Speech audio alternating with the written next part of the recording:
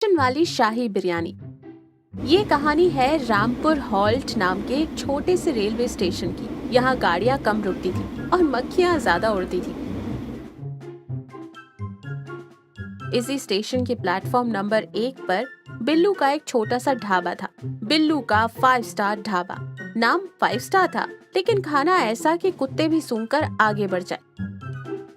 बिल्लू परेशान था। उसका समोसा और कचौड़ी का धंधा चौपट हो चुका था। कहानी शुरू होती है एक उमस भरी दोपहर से। दोपहर के 2 बज रहे थे। ट्रेन के आने में अभी 3 घंटे बाकी थे। बिल्लू अपनी कढ़ाई के पास उदास बैठा था। पास ही रामू चाय वाला कुल्हड़ धो रहा था। अरे रामू भाई, लगता है अब ये ढाबा बंद करके वापस गांव जाकर खेती करनी पड़ेगी। कल पूरे दिन में सिर्फ 3 समोसे बिके, वो भी उधार में। अरे बिल्लू, तेरे समोसे में आलू कम और हवा ज्यादा होती है। लोग हवा खाने थोड़ी आते हैं स्टेशन पर। कुछ नया बना, कुछ ऐसा जो इस पूरे रूट पर किसी को ना मिले। नया क्या बनाऊं? चिकन मटन बनाने के पैसे नहीं है और पनीर तो सोने के भाव बिक रहा है। मेरे पास बचा क्या है? बस ये 5 किलो गोभी है जो कल मंडी से सस्ती मिली थी। अब इसका क्या अचार डालूं? तभी बिल्लू के दिमाग की बत्ती जली। उसने गोभी के एक बड़े फूल को उठाया और गौर से देखा। रामू, अगर इस गोभी को मैं ऐसे काटूं, फिर बेसन और मसालों में लपेटकर डीप फ्राई कर दूं और फिर बिरयानी वाले चावल में दम लगा दूं, तो वो गोभी चावल कहलाएगा। कौन खाएगा तेरा गोभी चावल? यही तो तू नहीं समझा। हम इसे गोभी बोलेंगे ही नहीं, हम इसे ऐसा नाम देंगे कि लोग नाम सुनकर ही टूट पड़ेंगे।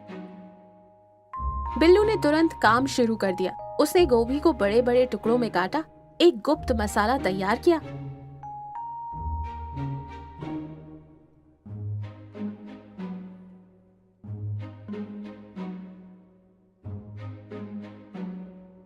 जिसमें नमक और लाल मिर्च ज्यादा थी। गोभी को तलकर एकदम कुरकुरा और लाल कर दिया।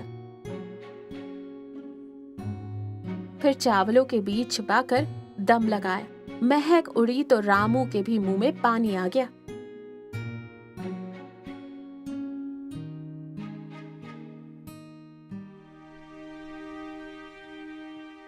बिल्लू ने एक गत्ते पर कोयले से लिखा, शाही Kashmiri veg leg piece biryani, मात्र 50 रुपए प्लेट।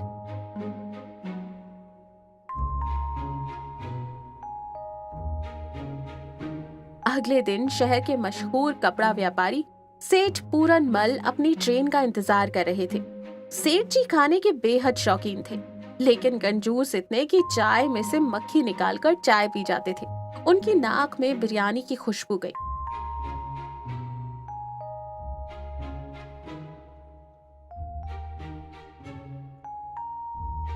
अरे भाई, क्या बना रहे हो? खुशबू तो बड़ी जानदार है। क्या है ये? सेठ जी, ये मामूली खाना नहीं है। ये है शाही Kashmiri veg leg piece biryani. इसमें जो बूटी पड़ी है ना, वो हिमालय की पहाड़ियों में उगने वाला एक खास सफेद कंद है। इसे खाने से घुटनों का दर्द गायब हो जाता है। रामू पीछे मुड़कर हंसी दबाने लगा। अच्छा, 50 रुपए में? चलो एक प्लेट लगाओ, लेकिन अगर स्वाद नहीं आया तो पैसे नहीं दूंगा। बिल्लू ने प्लेट भरकर बिरयानी दी।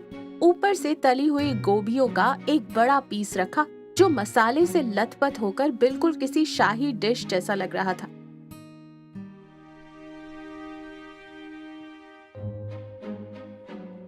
सेठ जी ने एक निवाला खाया। गोभी का क्रंच और मसालों का तीखापन, सेठ जी की आंखें खुली की खुली रह गई। अरे वाह, बिल्लू बेटा मान गए। ये तो ना पनीर है ना आलू है, यह तो गजब है। क्या नाम बताया? कश्मीरी कंद? जी सेठ जी, बहुत मुश्किल से मिलता है।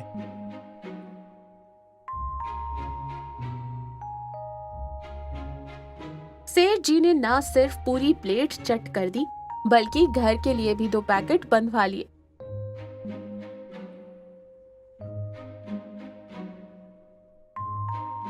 जाते जाते उन्होंने स्टेशन मास्टर को भी बता दिया कि बिल्लू ने कोई अमृत बनाया है।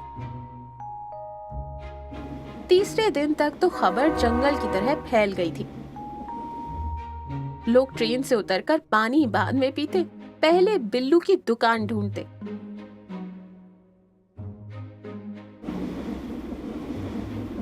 भाई, सुना है वो जो सफेद कंद है वो शरीर में ताकत लाता है।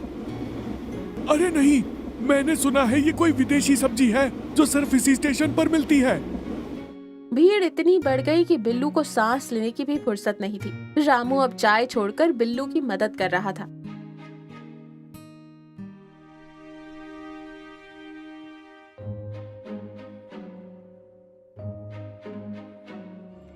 बिल्लू, तूने तो कमाल कर दिया। लेकिन यार, मंडी में गोभी का भाव बढ़ गया है। अगर किसी को ये पता चल गया कि ये गोभी है तो हमारी खैर नहीं। अरे चुप कर, जब तक मसालों की परत चढ़ी है कोई नहीं पहचान सकता। तू बस प्लेट लगा। शाम होते होते सारा माल खत्म हो गया। जो लोग बिना खाए रह गए वो बिल्लू को कोसते हुए गए। बिल्लू अब खुद को स्टेशन का मास्टर शेफ समझने लगा था। उसने रामू से कह दिया, देखना, कल मैं रेट 50 से 70 कर दूंगा।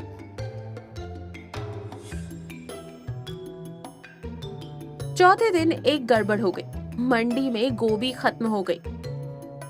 बिल्लू ने जैसे तैसे पड़ोस के गांव से बासी गोभी मंगवाई, लेकिन इस गोभी के फूल थोड़े छोटे थे और सख्त भी। उनमें वो स्वाद नहीं था। दोपहर का 1 बजा था। स्टेशन पर सन्नाटा था। तभी सेठ पूरन मल जी एक बुजुर्ग महिला के साथ वहां आए। वो महिला थी काकी। काकी के पास रसोई का 50 साल का तजुर्बा था। वो दाल की खुशबू सूंघकर बता देती थी कि नमक कम है या मिर्च।